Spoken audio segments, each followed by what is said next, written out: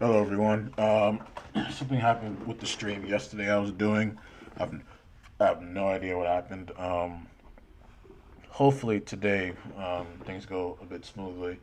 But I do want to continue from where I left off yesterday with a couple of new stuff that I want to talk about today. Hope you guys had a good Monday, getting back to school, getting back to work. Hope you guys had a great weekend. Um, But yeah, a couple of things I want to take a look at today. Before we do that, I do want to take talk about this really quick. Let me show you guys. So, like I mentioned in a previous stream about 2B saving classic cartoons, like it is actually insane that 2B was able to do this. I mean, like look at the stuff they have, like um, the 2011 Looney Tunes show. They have the Flintstones, Courage the Cowardly Dog. I think they have the original cartoons on here. Courage the Cowardly Dog, Dexter's Laboratory, Ed, Ed and Eddie. They have the original Looney Tunes. They have a lot of stuff on here, man. Garfield, a lot of Scooby Doo on here. I think they have most of the Scooby Doo series on here. Classic Tom and Jerry, Popeye, the Pink Panther. Like it is absolutely insane the amount of stuff. And I hear that this is not even all of it. Though they have the Men in Black series. Like this is not even all of it. There's still gonna be more stuff to come throughout the month. They have Kids Next Door. Like bro, they have like. And the crazy thing is, all of this is for free. All of this is for free. Powerpuff Girls, like, and they have the specials too. So they have the Ed and Eddie specials and movie. Same thing with the Powerpuff Girls and Dexter's Laboratory. Like, it is absolutely insane that Tubi was able to do this, man. Because holy shit, man, this is amazing, man. This is absolutely amazing, man. I can't wait to dive into this. Um, because this is absolutely beautiful, man.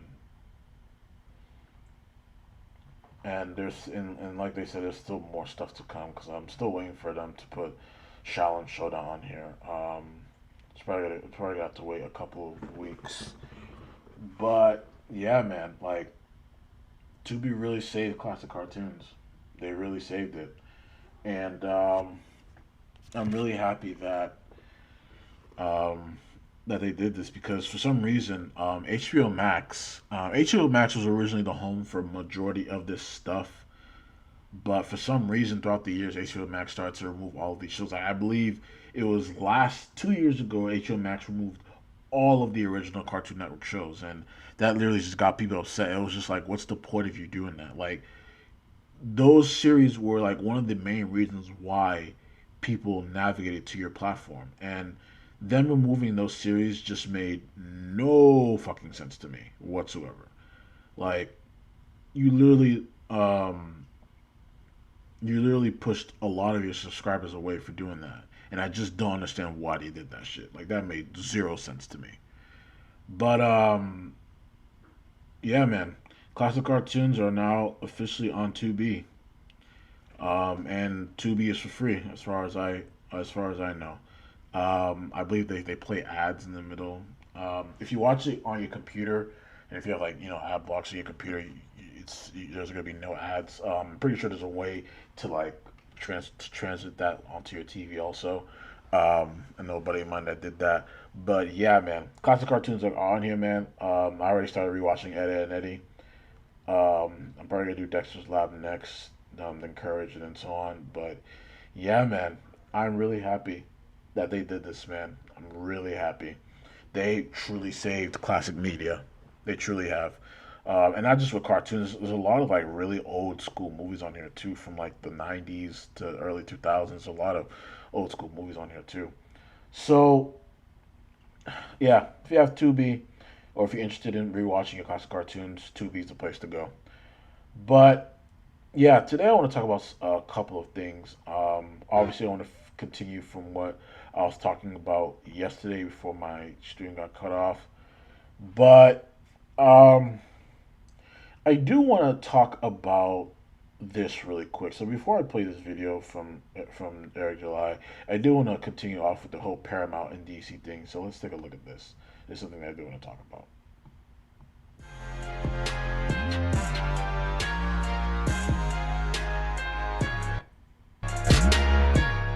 In the aftermath of Netflix dropping their pursuit of Warner Brothers and Paramount with their superior offer winning the bid, of course, it's going to be months and months till anything officially happens because it has to go through the Yeah, so I Paramount is not gonna be officially like they're not gonna officially have it until I want to say maybe like I want to say maybe towards the end of this year. It's probably next year. Next year for sure they're gonna be in control of this. For sure they're gonna be in control of everything.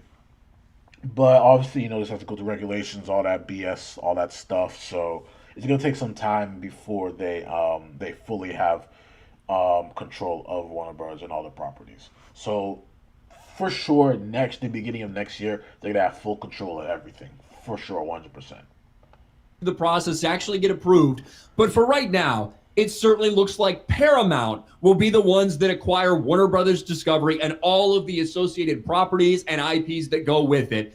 And the one that a lot of people are asking the most questions about is, of course, the DC universe, because that comes with the deal. James Gunn's DCU, which isn't exactly off to a great start. But Paramount, for right now, the messages that they've been putting out, hey, once we do the merger, we intend to leave everything as is for a while. What does a while mean? How long after the merger will they start taking action? Will they start eliminating redundant positions?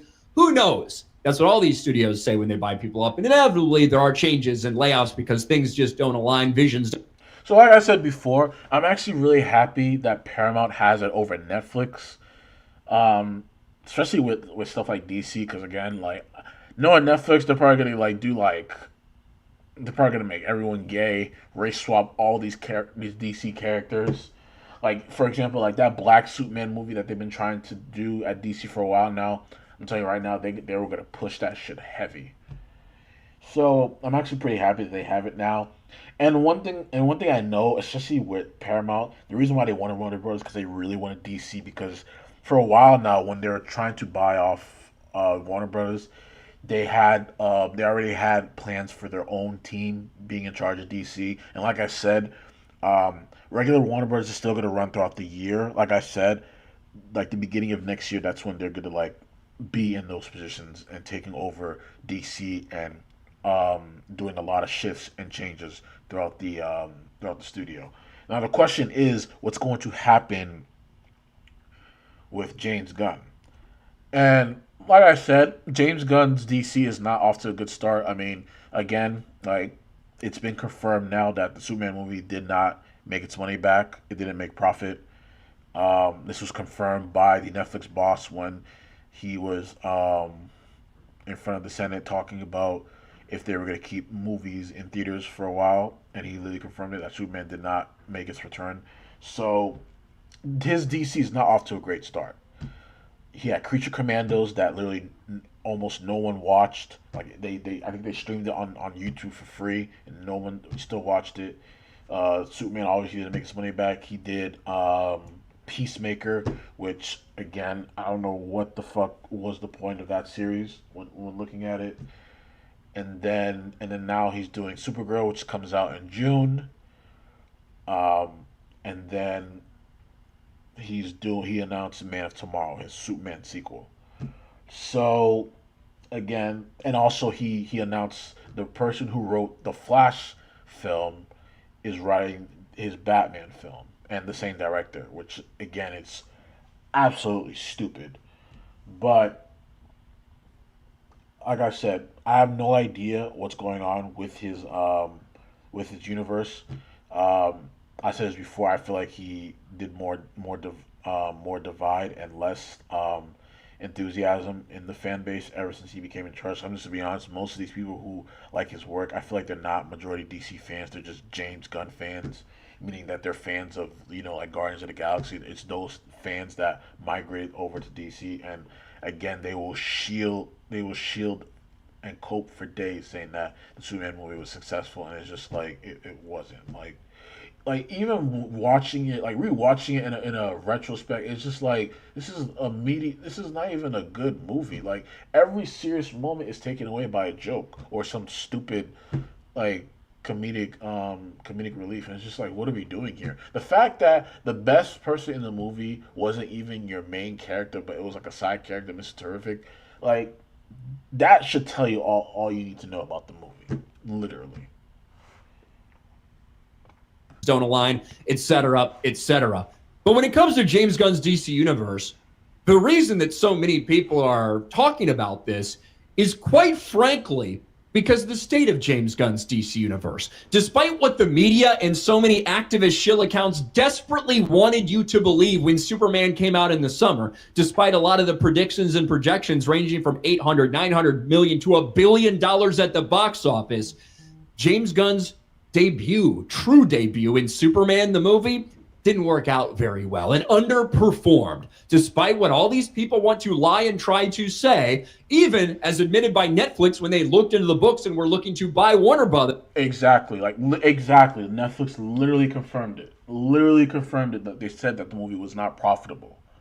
But rumors have been saying that if Netflix were to own DC, they still would have kept James Gunn around.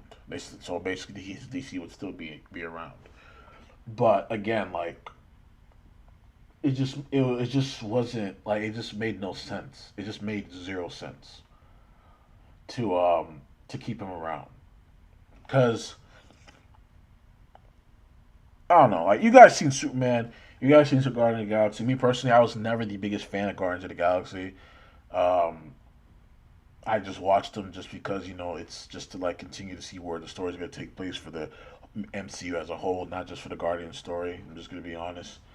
But I was never the biggest fan. Like, even watching, I could tell these characters are not the same characters in the comics. I can just tell from watching them, because the way I was introduced to the Guardians of the Galaxy was through the animated series. Even though they had like a brief cameo, Avengers: Earth's Mightiest Heroes. That was my first introduction to those characters. But again, it's just like, I can tell these are not the characters. I can just already tell. And people have been saying that for a long time, especially the comic book heads who know Guardians of the Galaxy. They've been saying this for a while now. Like, how James Gunn did it in the movies, it's not them in the comics.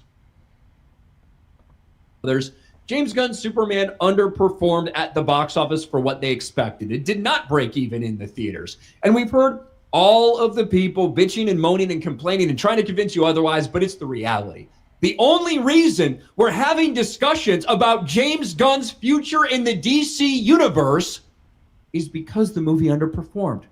If this thing had been a smash hit, if it had been a runaway hit, if everybody loved it and everyone was excited about the future of the DC universe, do you think anyone would be talking about the future of James Gunn at DC? Yeah, and that's the thing. And if he knew that the movie was successful, he wouldn't be going into these podcasts, into these interviews with YouTubers talking about his future with DC. And it's just like, dude, like, if the movie did well, you don't have to do any of this shit.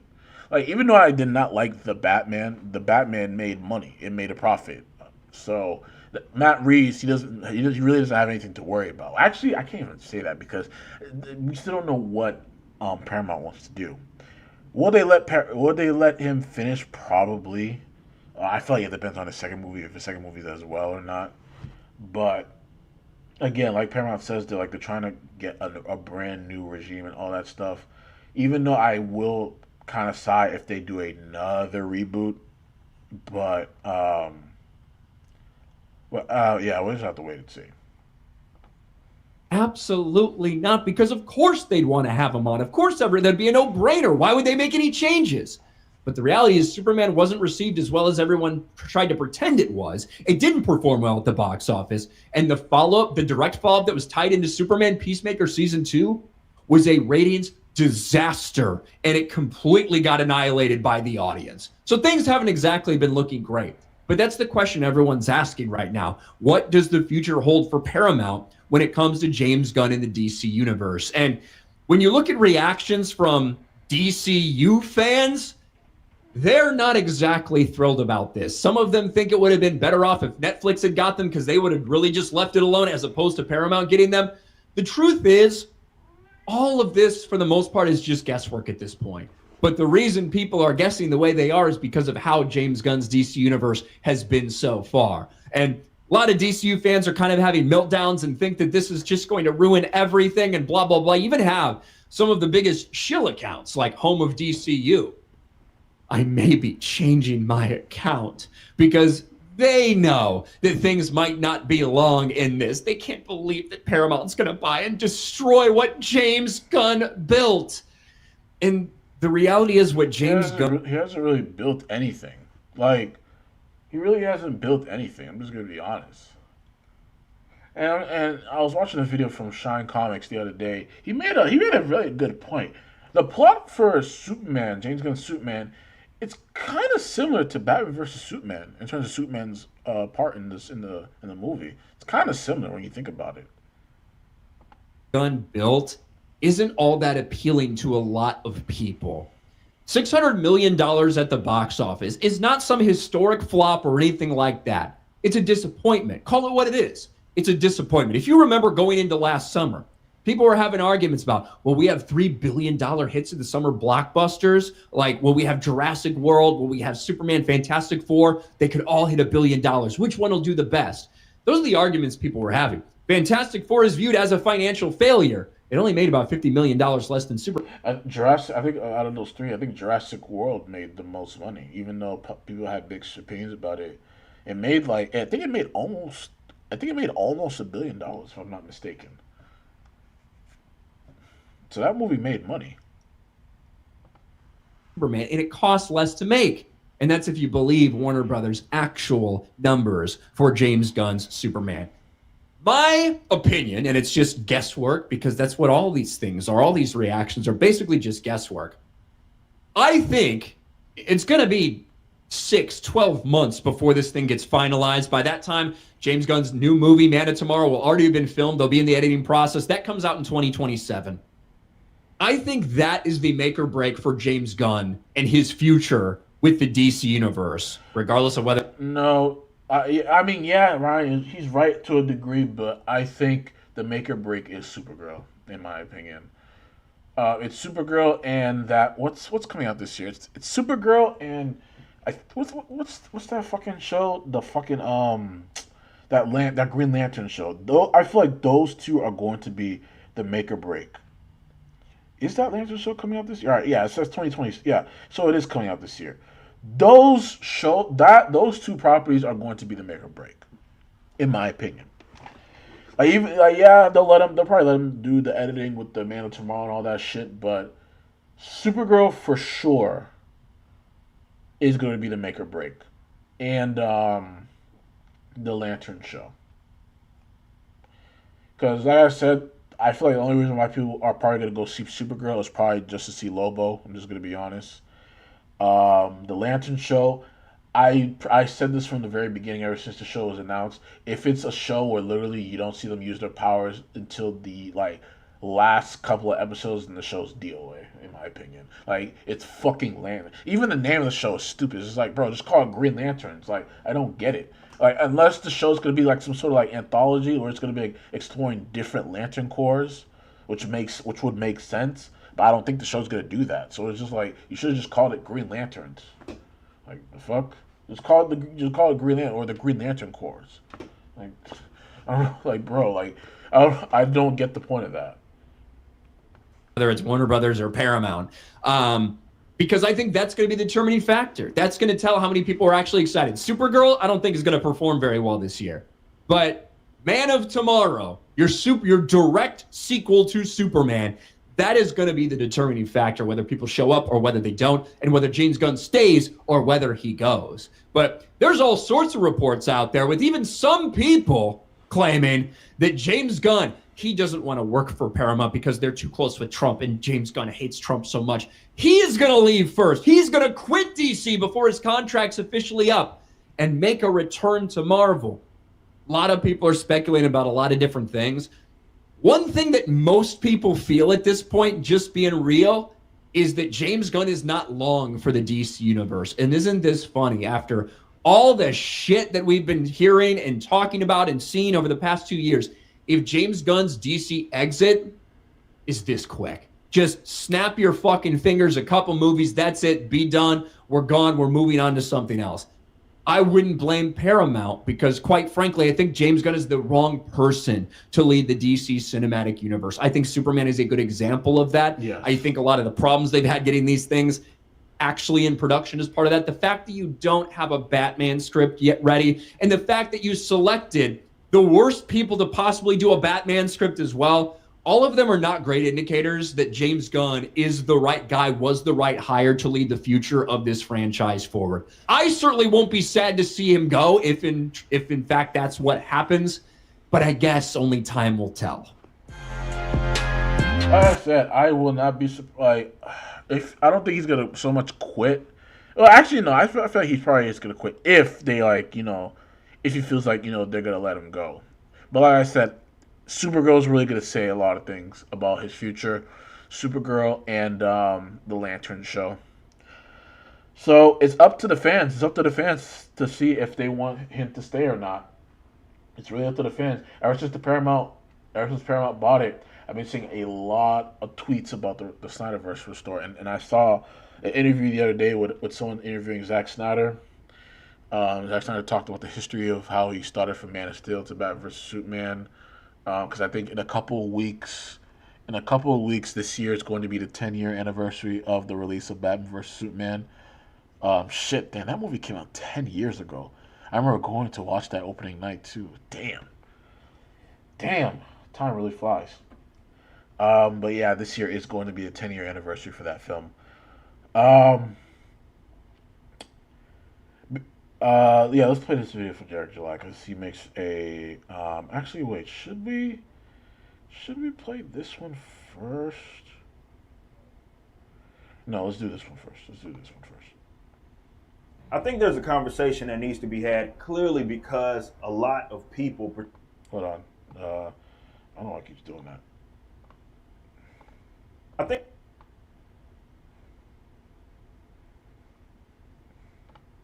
that needs to be had clearly because a lot of people, particularly on the left, either genuinely don't understand the distinction or they're pretending not to.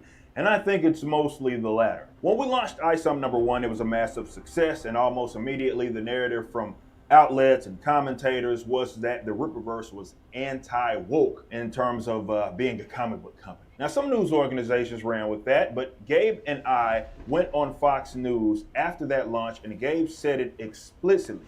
This is non-woke, not anti-woke. Non-woke. That distinction matters, and it's not just semantics. So let me define what I mean by wokeness, because people love to play dumb about this. Wokeness in the context of media is the hyperfixation on social and political identity to the point to where it overrides everything else. Story, character, entertainment value, all of it takes a back seat to making sure the audience receives a specific ideological message, largely around. And he's right. And this is what happened with Western entertainment for the past couple of years. Like, too many people are focused on propaganda and pushing an agenda, and they put entertainment literally in the back seat. Like, nowadays, when it comes to movies and entertainment, you're getting about, I would say, maybe 50% to 60% entertainment, and the rest is just propaganda. Especially for TV shows. And people are just tired of this shit. Like, everyone is tired of this shit. There's a reason why there's been a rise in fucking in Eastern content in both television, movies, and in gaming. Around social justice. It's not that these stories include diverse characters or touch on social themes. Stories have always done that. It's that the messaging becomes the product. The entertainment is secondary. And he's right. Stories have always done this in the past, but the problem is like how they're doing it now is to a point where they literally have to hit you over the head with it. Like, a perfect example is like Static Shock. I remember watching the cartoon Static Shock when I was a kid. Static Shock, they would touch up on social issues, like certain issues, like especially like certain issues like like racism, violence, things like that. And but the way they did it, this shout out to the late great Dwayne McDuffie. He did a great job incorporating it into the story where it doesn't hit you over the head. It gives you like it tells it in a way that's unique, and it's and it doesn't feel like the slop that you would get today. It does it in a way where it's subtle, but it gives you that impact that the audience expects. And and we don't get stuff like that anymore. Like we really don't. And the problem is because so many people is these writers today, like back in, I feel like now how these writers are now, their logic of in terms of writing content is, I feel like it's the reverse. Because back in the day, these writers were more focused on entertainment than propaganda. Now it's the complete opposite. Now they're more focused on propaganda than entertainment. And the problem is that most of these people are just activists and social justice warriors, and they put entertainment in the back burner. Consideration at all. It's like seeing ghosts everywhere. Every character, every plot point, every piece of dialogue has to be filtered through this lens of social justice, whether the story calls for it or not. Now, here's where the deliberate confusion comes in. When someone says they're not woke or create non-woke material, they're saying I'm not doing that. I'm not filtering my story through that lens. I'm prioritizing entertainment. Characters exist to serve the story, not to check a box or deliver a lecture. That's it. That's all non-woke means, the absence of that obsession. Now, anti-woke is something different. Anti-woke is more direct, a spiteful reaction to wokeness. It's making the entire identity about opposing the other side. It's the mirror image of the same problem. Instead of every story being filtered through progressive ideology, every story is filtered through opposition to progressive ideology. The messaging is still the product, it's just pointed at the other direction. And that's not what most people, not all, are asking for. Though for sure, again, there's an audience for that. Some people though, they'll argue that non and anti are the same thing, and they're not.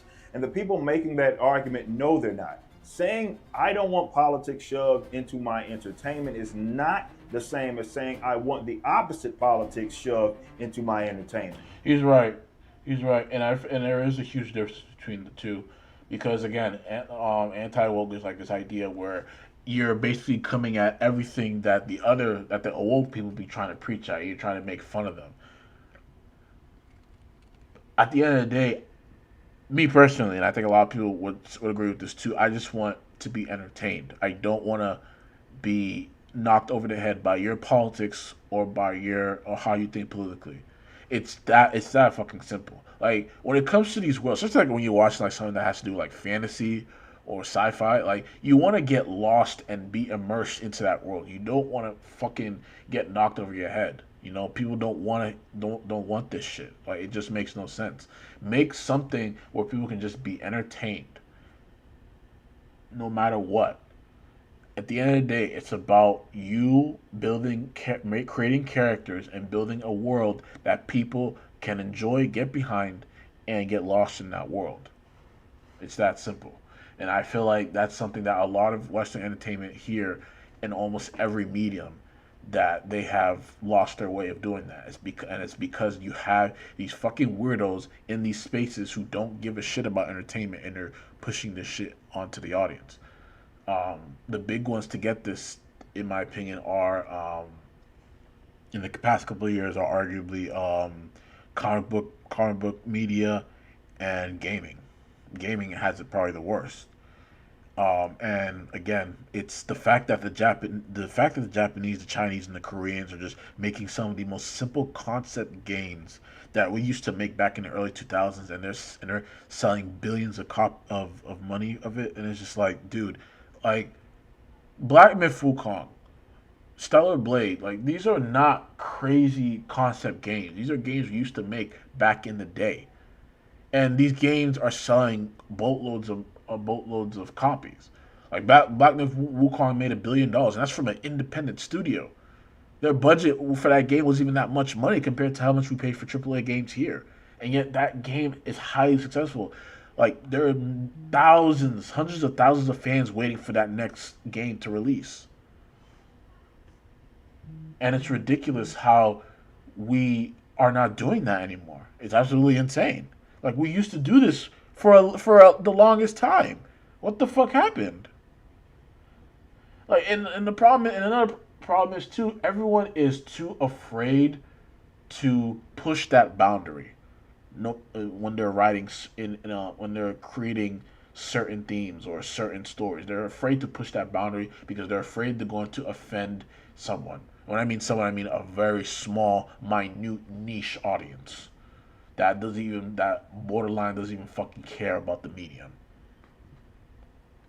So, again, and this is why I love that tweet from Knight's Path.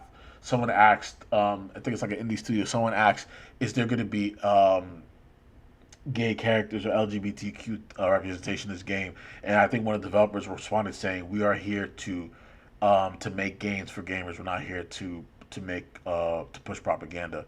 And that fucking based like that is something that a lot of these creatives need to be doing now, because this shit does not make money. All you're doing is just appeasing their lifestyle. You're just validating their lifestyle. But I think they're not gonna buy your shit because they don't have money.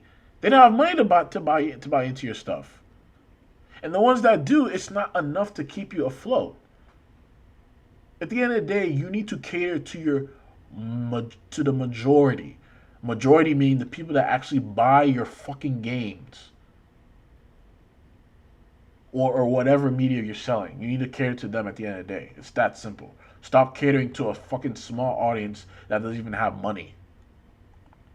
One is asking for the absence of something. The other is asking for more of the same thing, but with a different coat of paint. It benefits certain people to collapse that distinction. If you can lump everyone who's tired of heavy-handed messaging into the same category as people who are just spiteful and reactionary, then you don't have to engage with the actual criticism.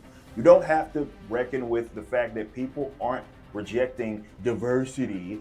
They're rejecting bad storytelling that uses diversity and representation as a shield against criticism. The vast majority of yes, and they do that a lot. That they use all this diversity woke bullshit as a shield for and that's another thing too. Criticism nowadays. This is the reason why entertainment and creatives are.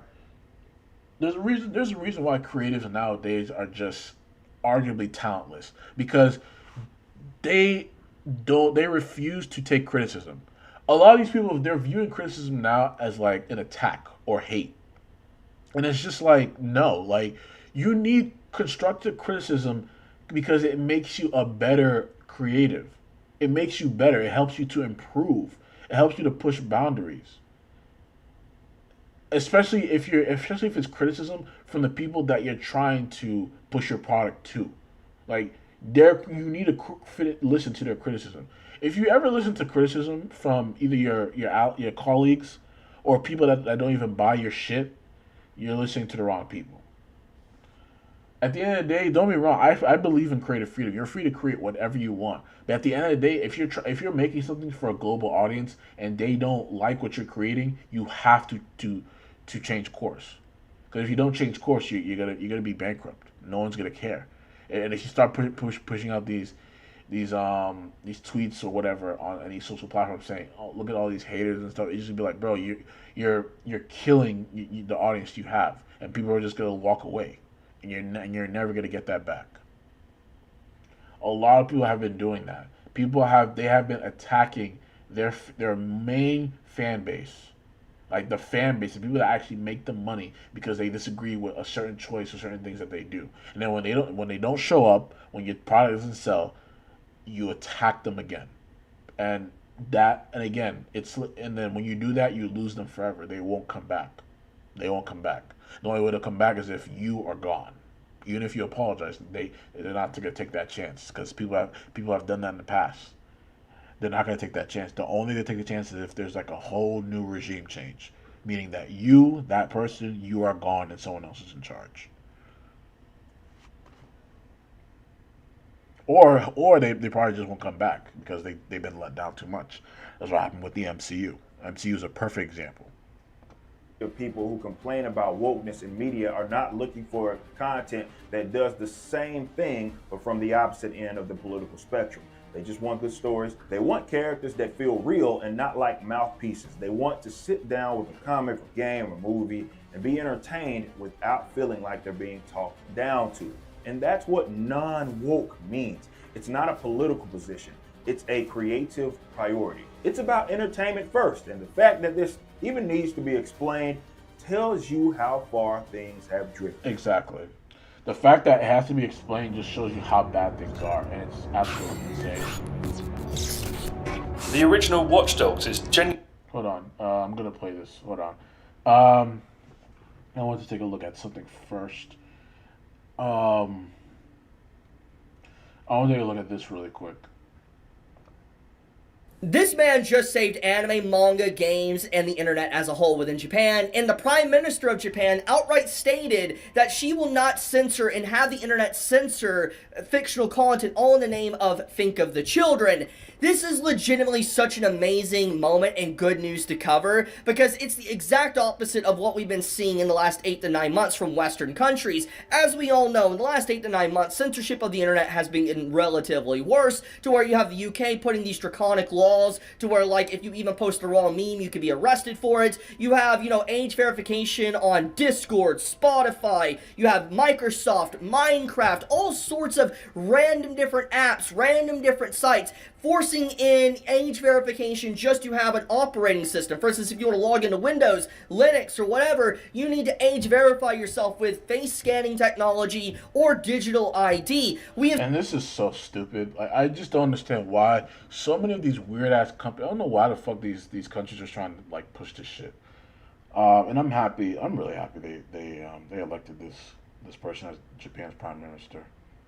Seen the rampant invasion of privacy and censorship, and all these different companies, all these different governments, they are individuals that like to harp on and say the reason why we're doing this is because you need to think of the children, you need to protect the children. But everybody that's been paying attention knows it's not about that. It's about control. It's about gaining power over you, being able to censor you, know what you're doing at any given time, make money off you by selling your data, all sorts of other little things. But obviously, I don't want to retread everything I've already talked about. The reason why I'm even saying that is to give context to why this is such a big deal on what was said by Ken Akamatsu today, and how the Prime Minister of Japan straight up does not want to have enough regulation on the internet to where it legitimately destroys freedom of expression, speech, the ability to play games like they're supposed to be played, and just fictional content within manga and anime. The Prime Minister makes a hardline stance saying that they do not want to censor content. They do think that there needs to be regulation in terms of maybe helping kids understand how the internet is,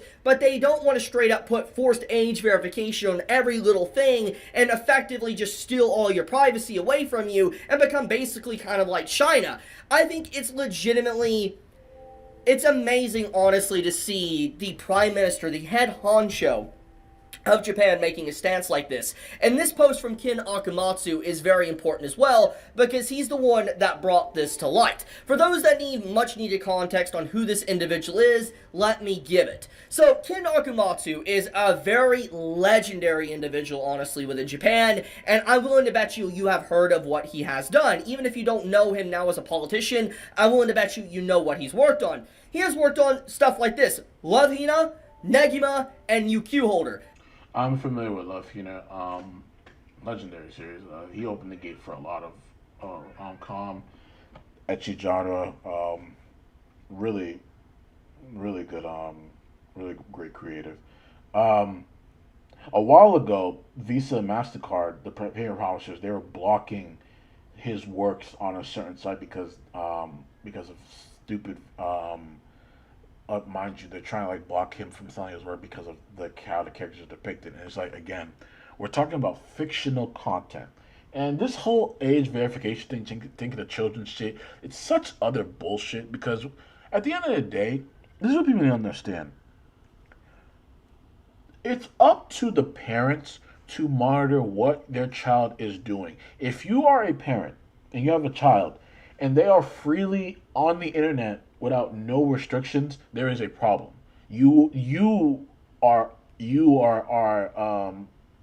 not doing your job as a parent, because there are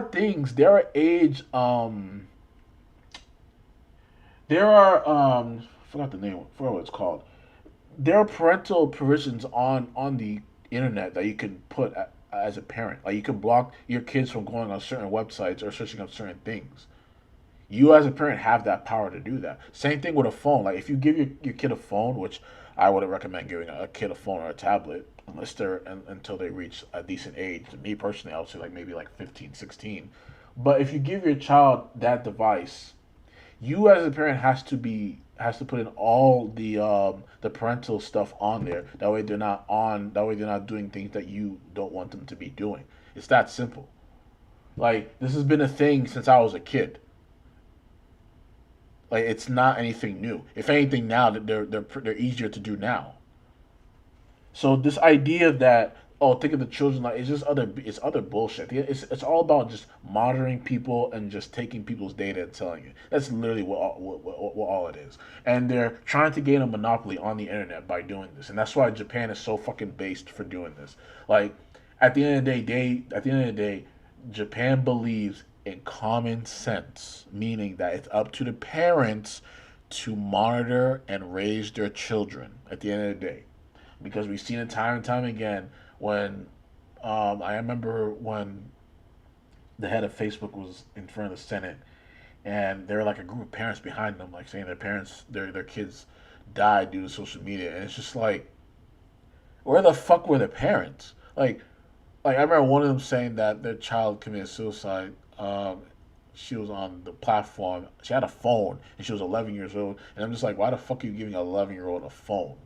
Like, I don't know. Maybe it's just I'm just old school like that. Cause I was born in the '90s, but I'm not giving an 11-year-old the latest smartphone who can access everything on the internet without no parental provisions on top of that. Like that is insane. And the thing is, like, when things like that happen, they always try to blame the provider. It's just like, no, like these people, they blame the provider because deep down they know they're at fault because they didn't do a good job watching their child. That's literally what it is. Legendary stuff. Like, Love Hina alone is such a legendary manga that laid the path and bricks for so many manga afterwards within that niche and genre. He is a legendary author. And because of how impactful Love Hina is, you can still feel the effects and DNA in other manga works because of the inspiration of Love Hina. He is very important. He has a lot of love for anime and manga. He has a lot of love for the culture. And he is a person that also has done a lot of dark moments in what people nowadays in 2020s would consider problematic, icky content removed. He has written stuff like that within his manga. He is very well aware of freedom of expression within art, anime, manga, and just speech itself. And for a very long time, ever since he became a politician in the 2010s, he has been fighting for the freedom of expression, for anti-censorship of fictional content. It's been one of his big driving forces, and he is actually one of the big voices within the community, especially from Japan, that was giving the canary in the coal mine warning flags on what payment processors were doing to different manga sites within Japan. He was one of the main frontline fighters calling out Visa and MasterCard, censoring all these different doujin sites, censoring certain tags, censoring random manga, taking sites offline, bullying Japanese sites. He is someone that has been a massive voice fighting back against that, these overreaching Western companies trying to censor. And I agree. And again, like this is why I keep saying that anime needs to stay and always remain Japanese. Same thing with manga. Because again, why the fuck is, like, there's just any logic. Because we all know damn well if another country was coming at America for making certain content, America would be like mind your fucking business. That's exactly what the Japanese is doing. They'd be like, mind your fucking business. We care about creative freedom. It's that fucking simple. It's that simple. It's that fucking simple. And again, if they have a problem with it, then just don't just ban it, anime and manga in the West. Which, by the way, they'll never do that. There's too much money at stake. They will never do that. They will never ban anime and manga here in the States. So much money will be lost. Majority of these streaming platforms, the only reason why they have subscribers is because of anime and manga. It's because of anime. Netflix is a big one. Crunchyroll would go bankrupt if that ever happens. So there's too much at stake. They can never do that. Japan. So he is someone that has always had this stance for a very long time, decades, fighting back against censorship of fictional content. So when he made this post today, it's incredibly important to understand why he made this. He's making this to reassure everyone that what the Prime Minister is trying to do is keep freedom of expression alive and well, uncensored. But the Prime Minister does want regulation, but regulation not as in verification of age through ID or face scanning, but verification as teaching children how to properly use the internet, or teaching children how dangerous the internet is. Actually trying to probably teach parents how to parent. Exactly. We need to go back to this. Parents need to know how to be parents. And the problem is, there's a lot of parents who don't know how to be parents. That's the problem. It's just such an insane thing that seems just like an obvious solution that Japan is doing here that nobody in the West actually can follow suit with, because parents just are too freaking lazy and don't want to do their job. They're lazy. This is they're honestly lazy and they're just an incredible post, and I'm just so happy to see Ken Akumatsu make this to reassure what the Prime Minister is trying to do for Japan, and also a straight up advocate for freedom of expression. And this has been very apparent that, Takaichi has been fighting for freedom of expression. I mean, about 2 months ago, it was announced that she and Japan itself wants to kind of push anime to become a global market, as in keep it like it always has been, but wants its revenue and everything to increase exponentially and make it a major portion of Japan's economy and money inflow. Obviously, I'm simplifying that a lot, but she has been heavily trying to fight for offers to be free and do what they want to do with their works. And I think that is incredibly powerful, and it's definitely resonating with a lot of people within Japan, and I can definitely see why anyone would vote her into office after just seeing a few of these things that I've heard about her in the last few months. She is absolutely amazing to actually hear more about. So I'm just going to say in general, incredible news that I'm covering today. I'm just so happy to see this, because with a entire wave of non-stop bad news of just continuous censorship flooding in, I'm glad to see at least Japan has their head on straight and that they're doing the right thing. I mean, it makes sense because they're a nation that has always been pushed to censor content. I mean, for many, many years now, their media industry has been forced to censor stuff. I mean, like, let's think about, what payment processors have been doing to them. It's very apparent that they are probably aware of just the overreach of some of these Western companies and what they've been trying to do. So I think that them making this hardline stance to fight back against it is very reassuring. Now, I did do some brief mock-ups of who Ken Akumatsu is for those that want to do. You can pause the video and read this for yourself of what he's commented on over the years or what he's associated with, like, for instance, Manga Library Z. He's done a lot of things fighting for, anti-censorship and stuff. And this is also Takaichi, the Prime Minister. I have a little bit of a mock-up of who she is as an individual and kind of what she wants to do with censorship or regulation. And it really does showcase that what Ken Akumatsu is talking about, he's dead on the money. He's basically saying, yeah, she doesn't want to censor stuff. Don't worry about it. I'm someone that's a big advocate for this. And so him making this post shows he's putting his credibility on the line to say that, yes, she wants what's best for manga and anime like creators and stuff. So, yeah. I'll leave it at that, though. I wanted to talk about this. I thought this was very, very important. Probably some of the most important news I could cover today, because obviously, usually I'm covering some doom and gloom stuff, but this is actually some really good news. It's the continuation of anime trying to remain as it always is, as anime. Anime is made for the Japanese. Manga is made for the Japanese. Keep anime and manga Japanese. And it seems like that message is really ringing through as of late. But I'll leave it at that. If you enjoy my content, please subscribe. Yeah, and he's right. Like I said, anime and manga, they have to remain what they are, because if they don't remain what they are, then it's not going to be anime or manga. It's just going to be something. It's just going to be Western slop at the end of the day. And it's the same thing if the Japanese get inspired, if they not so much inspired, but if they let the West write or create their series. Like, again, that's what happened with the series like Lazarus. That's a perfect example. You let someone from the West write and tell you what the audience is looking for, and look what came out of it. An unforgettable series that literally nobody talks about. But yeah, great video, and I'm really happy Japan's fighting this. I feel like especially a lot of independent creators, they need to have the same mindset. Do not let other people tell you what you can and cannot create. It's at the end of the day, it's up to the audience and it's up to the fans to decide what works and what doesn't work. It's that simple. Last thing I want to talk about is Watch Dogs. But before we do that, I want to take a look at this video. They made a Naruto. They made a Naruto Boruto channel. I'm gonna keep the volume low because I don't want to get copyright striked. Still not a fan of his Hokage cape. I kind of wish he had a cloak like his dad's. Like I think his dad has the best Hokage fit. I kind of wish he had something like his dad's.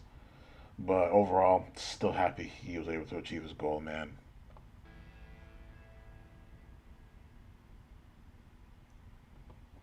But yeah, we'll have to see what this channel is going to be all about.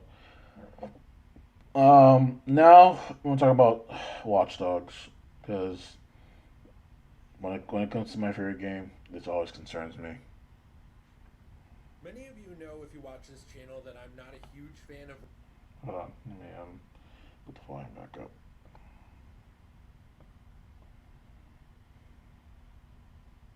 Many of you know, if you watch this channel, that I'm not a huge fan of reporting on rumors. I feel like a lot of the times these things either have no substance or they turn out to be true and the video ages like milk anyway, because who wants to watch a video about a rumor of something that's already come out? But there are certain circumstances where I find it interesting.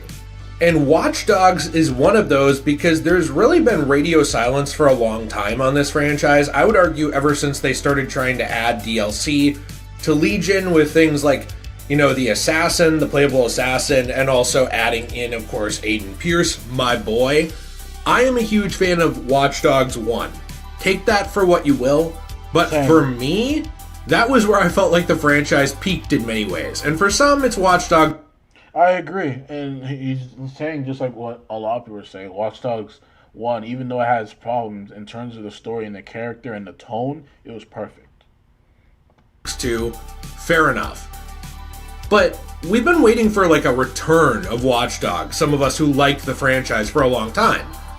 And this weird rumor from industry insider Tom Henderson, it's something that I find fascinating, because this could mean that Watch Dogs is coming back. Now, we already knew about a movie that was being made, and people tied to the movie have still teased, oh yeah, that's coming. I still don't know what's going on with that. I completely forgot about that. I don't know what they're doing with that. Many of us find that kind of be a weird project, but fair enough, maybe it'll be good. But this is actually tying to Watch Dogs Legion, of all things, with essentially a gaming rumor from Tom Henderson on the Insider Gaming podcast, essentially saying that this could be getting, for Legion, a sort of director's cut with new content. So we're going to talk about this for a few minutes today. I find this a very, very weird direction to go, but there is actually some possible substance to it regarding what is happening at Ubisoft as a company right now. So I do have a question of the day for you, which is, would you like a Legion director's cut? Do you think that this could be a good thing? I mean, I know for a lot of people... And I said this before, I feel like they should do this with Watch Dogs 1, except doing a release of what the game should have been. Basically how the modders fixed the game, giving us living city and the other aspects of the game that was hidden behind the walls. Which I will play that video next of how to play Watch Dogs currently. Legion was the weakest in terms of it simplified hacking too much, not enough content, and I think a lot of people who did like Legion, they really only liked it after they started adding in those things like Aiden, I believe her name was Darcy, the playable assassin, things like that. So it is possible that they could add more content and actually improve it. I don't know, I'm interested to hear your thoughts. Also, super quick, if you do like these older style Ubisoft games, we already played through Assassin's Creed 1, 2, Brotherhood, and Revelations, and we will be doing more together over on my other channel, Degenerate Plays, where we play through games podcast style with you guys. So, If you're interested in that, I'll mention it again at the end, but the link will be down below. Now, in terms of this rumor, again, you have to take it with a grain of salt. We've been hearing about Watch Dogs on and off, but for the most part, it's radio silence. It's just something comes up every 6 months-ish. It's small, it's a few sentences, and then Watch Dogs goes back into the ground. It's kind of like a bear coming out of the cave to have a little snack during hibernation, and then he's like, nah, I'm good, I'm going back to bed. So on this podcast, Henderson essentially said that this director's cut for Watch Dogs Legion could feature new content, mentioning a fully night mode, saying, I think I said something like the Watch Dogs franchise is dead or something like that. I've now found out that there is some work being done on Watch Dogs, and that is related to Legion, almost like a director's cut, I guess, in a way, saying there's going to be some new content in it. I believe I've heard that they might do a fully night mode version of the game or something like that, and they're doing new mocap for it. Going on to say as well that I'm still curious on the whole night mode thing. Are you talking about you can play the whole story mode in night mode? So that's something that they still have to explain further on. Ubisoft's new strategy is to do director's cuts and new versions of games that they've already done, likening it to cheap versions of remasters. Now, you can go ahead and read some of these different things. I will include some of the sources for these in the description down below. What's weird about this, though, is that Legion was probably received the worst out of all of them, and that could make it the perfect one for a, thing like this, to add new content to try to improve it. But in general, there's a bunch of different camps of Watch Dogs fans. There's people like me who really love the hacking and the gameplay, but also just the gritty crime drama, dark version of the first game. I liked that a lot. I liked Aiden. I liked the way that it was sort of this vigilantism story, and it was this very corrupt, dark world. I mean, even dealing with stuff like human trafficking and all this stuff in the first game, I felt like it was a very serious game. Yeah. Now, were there moments of levity and things like that? I mean, yeah, you could play like VR games, you could do silly little things, but in general, the core story was this very revenge-driven, dark game. Then you get to 2, and it's more about Marcus, and he is a character that is not bad, but I would say is like very lighthearted. It felt like they were trying to look back at previous Ubisoft games and see what was more popular. I agree. Like I said, Watch Dogs 2, it just did not feel like a sequel to the game. It just felt like a spin-off. And they looked at the Connors from Assassin's Creed and the Aidens from Watch Dogs, those more serious, kind of darker protagonists, and they were like, no. I mean, people really like Ezio, they like Edward Kenway, they like kind of the lighthearted, charming guy. And it felt to me like they really tried to go all in on lighthearted charm. I think it worked really well for the world, with San Francisco and all of these different things. But in general, that world being amazing in Watch Dogs 2 and the hacking capabilities being amazing in Watch Dogs 2, for fans like me, we love the gameplay of that game, but found a lot of the characters and the more hacker bro meme culture stuff to be not as interesting as the more crime drama version of Watch Dogs 1. Yeah, and I said this before, like, this game, it just did not feel like a sequel from the first game. Shout out to Silver for joining. Like, don't get me wrong, Watch Dogs 2, it looked nice. Like, I think they did a good job putting us in the world of San Fran. I think they did a good job with that. Marcus wasn't a bad character, but again, it was just like Aiden just had more layers to him. I think Aiden Pierce, they should have stuck with Aiden Pierce, because Aiden Pierce was arguably like the most popular character in the Watch Dogs franchise. Now, I don't really know anybody who is just a fan of Legion. There might be somebody out there. If you are, by the way, tell me why. In the comments, if you're like... I feel like people are only fans of Legion because of the DLC. That's the only reason why, in my opinion. I didn't care for the other 2, but Legion was great. Please tell me why.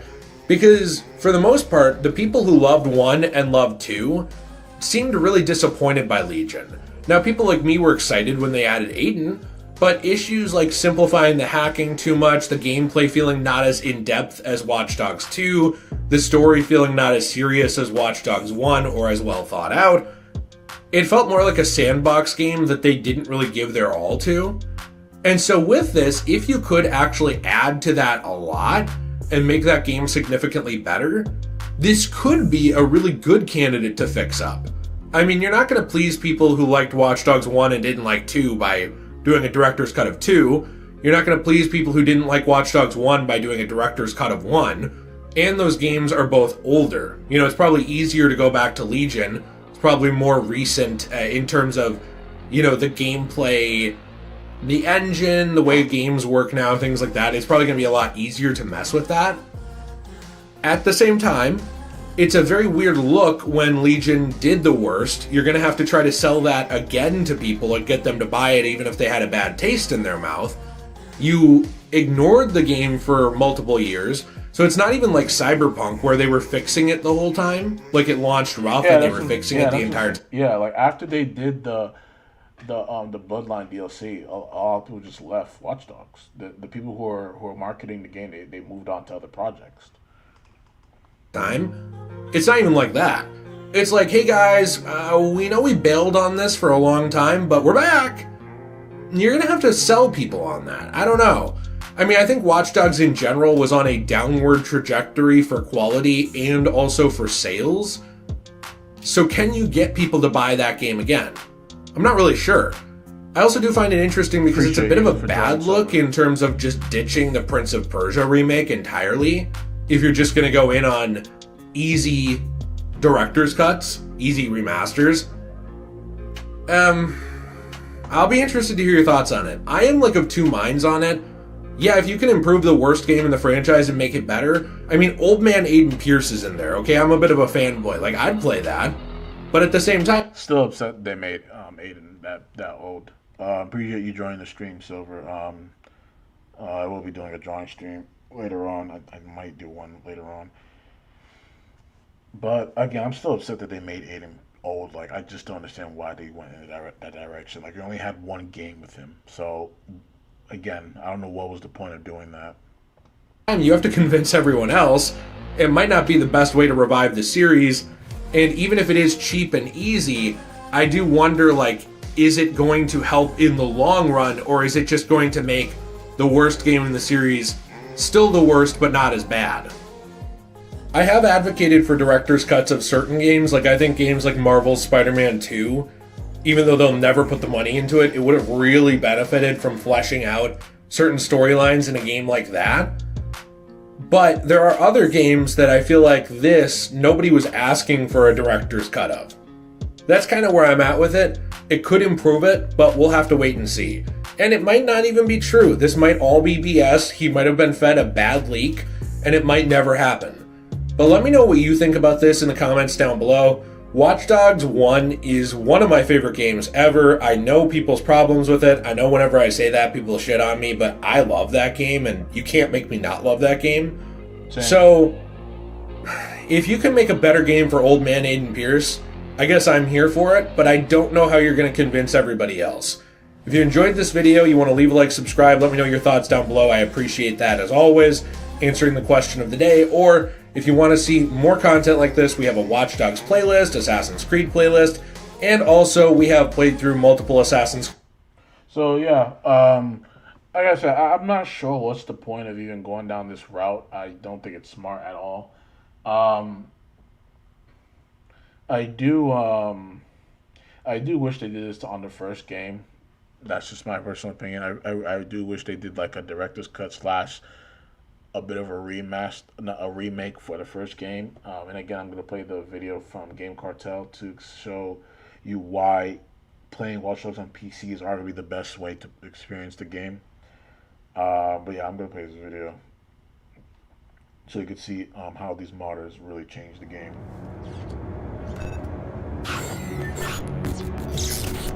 The original Watch Dogs is genuinely one of the best games I have ever played. Oh, nice. Love you, Wade. Thank you. And although its graphically misleading reveal trailer did not inspire much in the way of confidence, pretty much everyone I've ever spoken to about the game absolutely loved it. From its gritty story of seeing through the eyes of Aiden Pierce as you take down Chicago's criminal underworld, to the staggering variety of side content available serving to reinforce Aiden's motives as a vigilante, Watch Dogs is filled to the brim with fun, meaningful activities all over the city. with fixer contracts, burner phones, gang hideouts, QR codes, weapons caches, criminal convoys, missing persons investigations, and an innovative online invasion system to name but just a few, Watch Dogs already has so much to offer. But did you know that the game was meant to have even more content? See, not only were the graphics scaled back, several features were too, but thanks to renowned modder The Silver, many of... Yes.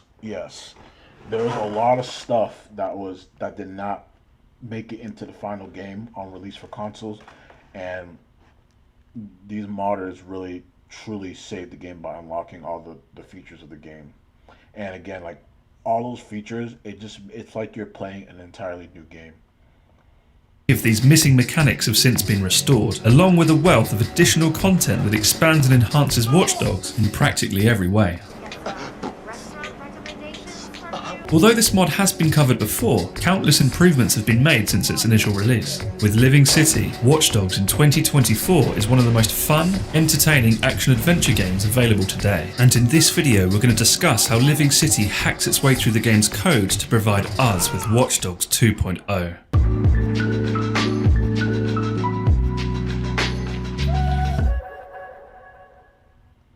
After Rose died, they created that. Now, I don't know the hows and whys of it, but that code is dangerous. More akin to an official expansion, Living City adds a DLC side serving a content that gradually integrates itself as you progress through the story, implementing new gameplay mechanics, missions, gadgets, random encounters, hideouts, side activities, and that is only scratching the surface. Living City blurs the line between the game's action-packed linear narrative but often uneventful open world, with the consequences of playing as the vigilante now reflected between missions to provide a consistent element of surprise during moment-to-moment gameplay. Take one of my rifles. You're gonna need it. Enemy factions can now be encountered throughout Chicago, patrolling their respective territories, tailing you from a distance, and may even attempt to steal your data. Great, got a fixer on my tail. Gangs such as the Black Viceroys are seen driving around their neighbourhoods, guarding restricted areas, and will retaliate against you if you threaten them or step on their turf. This is our turf. Get the fuck out of here. Beyond gangs, you have fixers, lone opportunists hiding in plain sight and waiting to strike when you least expect it. Damn, fixer tailing me. Unlike gangs, Yes, man. See, this is why they need to do like a director's cut or remake of the game. Like, this is the reason why. All this stuff what should have been in the original game and they didn't make it. This is why they need to do a remaster, like a director's cut to it. Like, man, because all this stuff should have been in the original game. fixers can be encountered anywhere, so you'll always want to be looking over your shoulder. And lastly, there are now repercussions for picking people's pockets. If you hack too many civilians, rival hackers will now invade you. Son of a bitch. These invasions behave much like they do in multiplayer, allowing this Dark Souls-esque mechanic to be experienced more frequently without needing another player to join your game.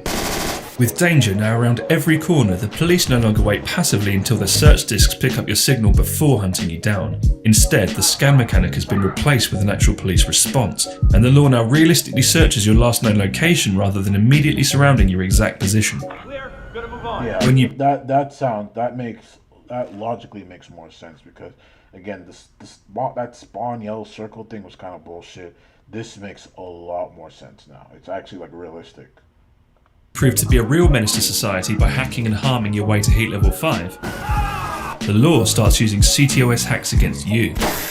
They'll lift bollards, close gates and raise bridges in an attempt to stop you, and overriding any hacks you attempt to perform. Vigilante Aiden Pierce has struck again. This new reactive world makes role-playing as a wanted vigilante a lot more unpredictable and immersive, revitalising the streets of Chicago with a constant feeling of uncertainty not present in the vanilla game. Whilst Watch Dogs does already have random events such as stores being robbed, car accidents and fire engines speeding past, these are set to happen so infrequently that certain events may never occur during an entire playthrough. Unexpected encounters play a large part in making the world feel like a living, breathing place, and as its name implies, Living City is well aware of this, increasing the likelihood of these happening, but also adding a plethora of new events for you to stumble upon. Every so often you'll witness dangerous drivers, gangsters getting into gunfights, street racers, police chasers, and you're even able to assist the police in these events without getting a wanted level. Bear in mind, none of what I said up to this point has been part of a mission. This all naturally occurs, letting you experience the type of gameplay typically reserved for missions such as gang shootouts anywhere in the open world. On top of random events, brand new objective-based events pop up from time to time, either as a moving mission marker or triggered by hacking specific pedestrians, and are able to be engaged with or ignored entirely. You can challenge rival races to a duel, rescue convicts from police convoys, infiltrate signal-jammed enemy bases, and so much more. Existing side missions have been expanded too. There are new gang hideouts, criminal convoys, human traffic investigations, as well as a replayable raid that rewards you with high-end weapons you've yet to obtain. Your enemies could create fake contracts to ambush you. I'll be ready for them. Do beware that when you take on a contract, hackers will occasionally breach the communication network, and a bounty will be placed on your head. We got a new target that needs to get hit. The faction who run that district will then come to claim that bounty, but if you survive the ambush, you'll be compensated as way of an apology. Your attackers underestimated you. A fatal mistake. Be warned that once you get so far through the story, Aiden's infamy begins to rise, allowing ambushes to occur anywhere in the open world. Oh, fuck. You'll be notified of an open contract out for Aiden Pierce, and then you'll have just a few seconds to prepare yourself before a convoy of armed mercenaries arrive to take you out. You have the choice to run, hide or fight, encouraging you to utilise every skill in your repertoire to make it out alive. Fortunately, to even the odds, Aiden has a number of new tricks up his sleeve in the form of never before seen gadgets. Starting simple, you can now call the police. Officers will arrive to search the perimeter. I was really happy they added this. Like you can call the police and call rival gangs in Watch Dogs 2. I heard originally this idea was going to be in Watch Dogs 1. You calling the police. I think that's a really smart thing to do, especially if you have like all these gangs and contractors coming after you. And engage any perceived threat, allowing you to use them to your advantage by distracting and eliminating your enemies for you as you slip away undetected. If you prefer a more direct approach, you can hire bodyguards wielding assault rifles who are able to follow commands, be dismissed, enter your vehicle, and will even drive to you if you leave them behind. Bodyguards also wield body cams, enabling you to check for flanking enemies from unseen angles, as well as positioning them to deal with said enemies. Go.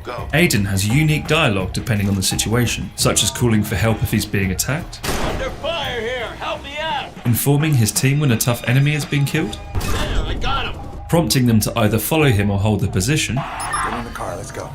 and will even apologise if you run them over. Sorry. Aiden's newly appointed personal driver will escort you anywhere you desire for a fee. Upon entering the vehicle, nearby points of interest such as stores, hideouts, missions and CTOS towers will dynamically appear depending on where you are. Let's go. Just like in GTA 4, you can prompt your escort to drive faster, and if you prompt them again, you will teleport to your destination. Go! You can even do drive-bys out of the window against your pursuers. Then if you have a bodyguard, they too will enter the vehicle and fight alongside you. Speaking of vehicles, the multiplayer exclusive Nitro Boost is now able to be crafted and used in single player too, giving any vehicle a sudden boost in speed for several seconds and helping you outrun your enemies. Much like Red Dead Redemption's honor mechanic that affects store prices depending on your deeds, Watch Dogs features a similar reputation mechanic that offers weapon discounts if the public perceives you in a positive light. Living City expands on this mechanic by implementing black market dealers that sell weapons from the trunk of their car, and in exchange for a low reputation they'll offer a discounted price, incentivizing you not to always play as the good guy. I like your style. So you're gonna get a special discount. The aptly named Hunter is Aiden's very own remote sniper rifle, capable of being deployed anywhere to kill enemies at the push of a button. The Hunter can be upgraded to improve its range, reload speed, the amount of enemies you can mark before remotely pulling the trigger, and if you invest in the incredibly expensive but effective silencer, the Hunter becomes the only suppressed sniper in the game. The Rest gadget allows you to fast forward time, similar to smoking a cigar in Phantom Pain, and is perfect for infiltrating an enemy base under the veil of darkness. To help you stay undetected, craftable sticky cameras can be thrown and accessed remotely, allowing you to strategize by observing and hacking your enemies from angles never before possible. And strategizing is exactly what you'll want to do now that there are 19 enemy hideouts located throughout the city, ranging from underground tunnels protected by Bloom employees to gang-owned vehicle showrooms, with many being one-time visits during the story, except now they coexist within the open world. Inside these hideouts, now known as red zones, you will find patrolling security guards or gang members depending on the location, giving you the opportunity to acquire weapons and collectibles originally only obtainable during missions. Once you complete the main story, you can initiate the new street cleaning side mission from within a red zone, in which you have to eliminate every enemy in every red zone, one after the other, before the timer runs out. This minigame turns Watch Dogs into a roguelike, with randomized loadouts and mutators affecting gameplay in numerous ways, such as disabling focus mode, enabling explosive headshots, or restricting you to a single bullet in the chamber. You will be placed on a scoreboard depending on how well you perform, and you will be handsomely rewarded if you manage to overcome this endgame challenge. Hacking civilians also nets you new rewards, such as decrypting a device for multiple system keys, donating money to increase your reputation, reporting criminals to the police, and on exceedingly rare occasions you can hack recent lottery winners for massive amounts of money. Money you'll need to pay the entry fee in order to compete in one of 18 available races. Originally a game mode only playable online, you are now able to enter into both street races and even restored boat races. The difficulty of each race is randomised, and the 18 routes on offer provide unique challenges every time you race. The vehicle class you drive, the number of opponents you face, how skilled they are, along with optional mid-race objectives such as taking down a boss or escaping the police, providing bigger payouts. Damn, that was one hell of a run, my friend. But when you finally evade the police and want to escape the public eye, there are over 20 new interiors to explore, some of which are unlockable hideouts for you to rest in, change clothes, as well as several new mechanics we've yet to discuss. Many of these interiors are visited during the story, but some of them are areas you've only ever seen during cutscenes or when accessing cameras, and are unlocked in different ways, either by completing the relevant story mission or as rewards for unlocking the various districts across the map.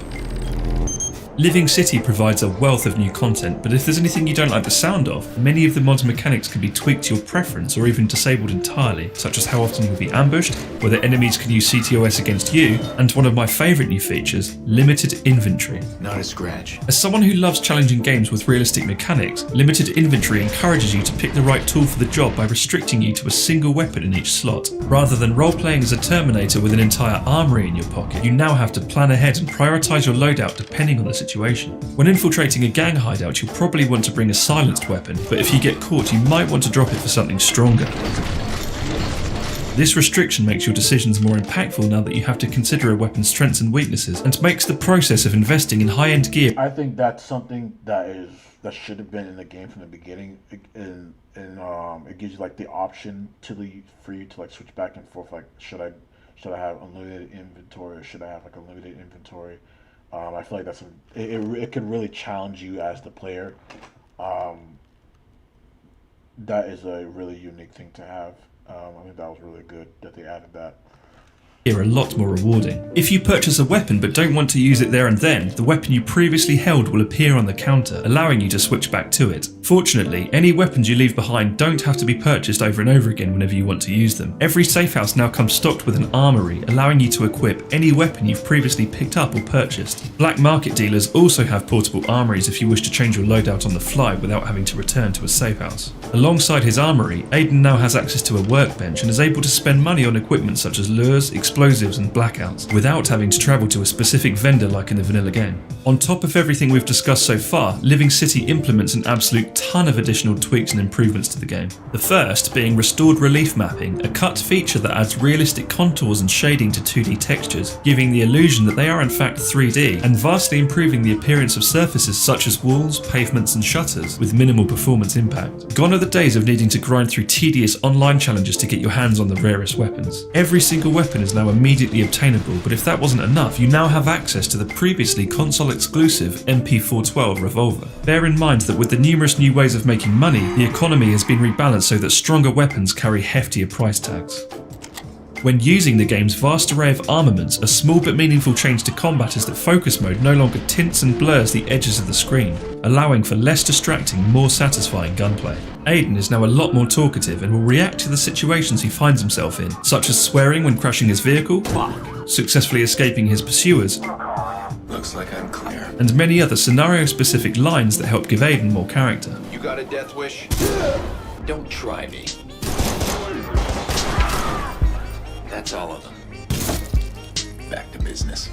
Another really cool feature is that you can now toggle whether Aiden puts his hands in his pockets when walking and whether he pulls up his mask during stealth and combat. Perfect for custom outfits without your hands clipping through the jacket. There are now considerably more pedestrians and vehicles on the streets, making Chicago a truly bustling place, but be sure to keep your eyes peeled for fixers blending into the crowd.